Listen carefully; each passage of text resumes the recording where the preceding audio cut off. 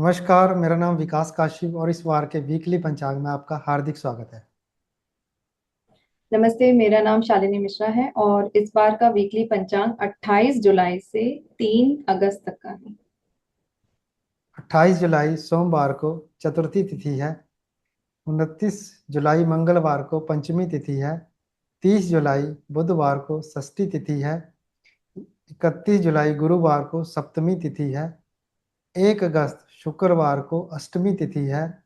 और 2 अगस्त शनिवार को भी अष्टमी तिथि है, सुबह 7:24 तक। तो इस बार तिथि वृद्धि हो रही है। तो इस बार 2 सूर्योदय को तिथि मिल रही है अष्टमी, तो इसको हम तिथि वृद्धि भी कहते हैं।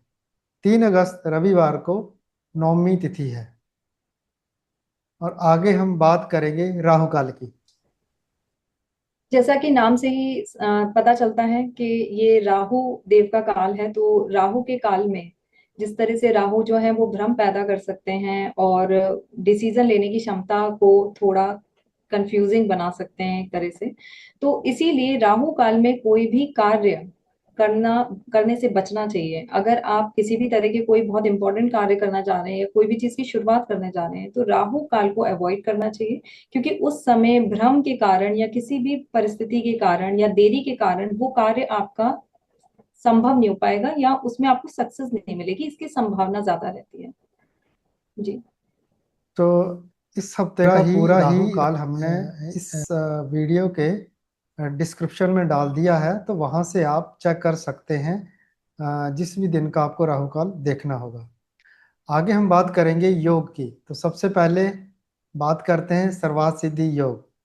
तो इस बार 30 जुलाई रविवार को सूर्योदय से लेके रात को 9:53 तक सर्वार्थ सिद्धि योग रहेगा।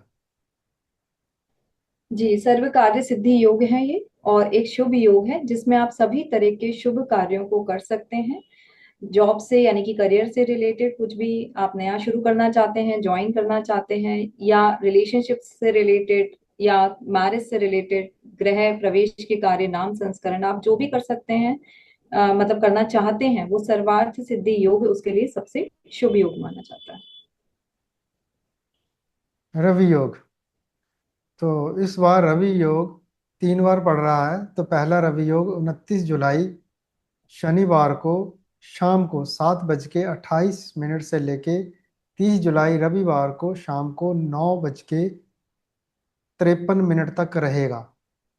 अगला 2 अगस्त शनिवार को सुबह 3:41 से 3 अगस्त सुबह 4:07 तक रहेगा। तीसरा रवि योग 3 अगस्त को सुबह 6:35 से 5 अगस्त को दोपहर को 11:23 तक रहेगा।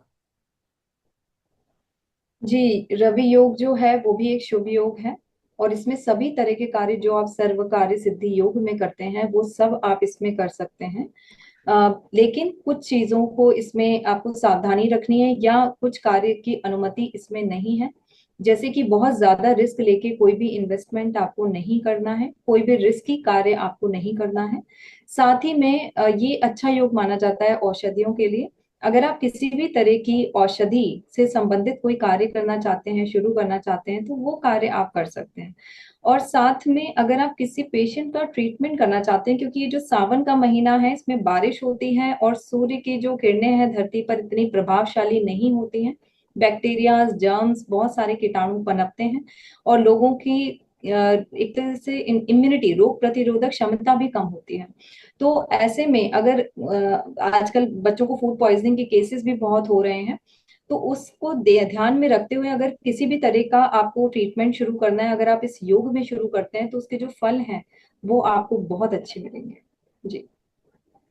आगे हम बात करेंगे इस बार की प्रमुख तिथियां, व्रत और त्योहार। तो 29 जुलाई मंगलवार को नाग पंचमी है। तो हमने आपको पिछले वीडियो में भी बताया था कि 15 जुलाई को भी नाग पंचमी थी। तो सावन के महीने में 2 बार नाग पंचमी आती है। जो कृष्ण पक्ष में नाग पंचमी आती है उसका राजस्थान और बंगाल में विशेष महत्व है पूजा के लिए।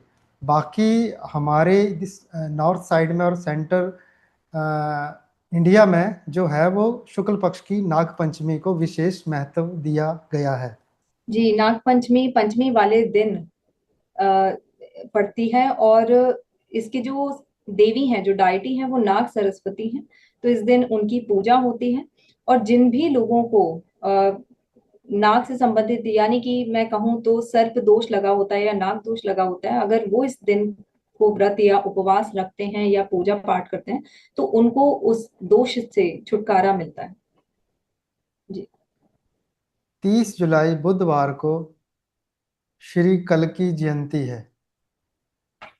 जी, कल की जयंती जो है वो हमारे सनातन धर्म में विष्णु भगवान, भगवान विष्णु जो है, उनके 10 अवतारों को दश अवतार कहा गया है।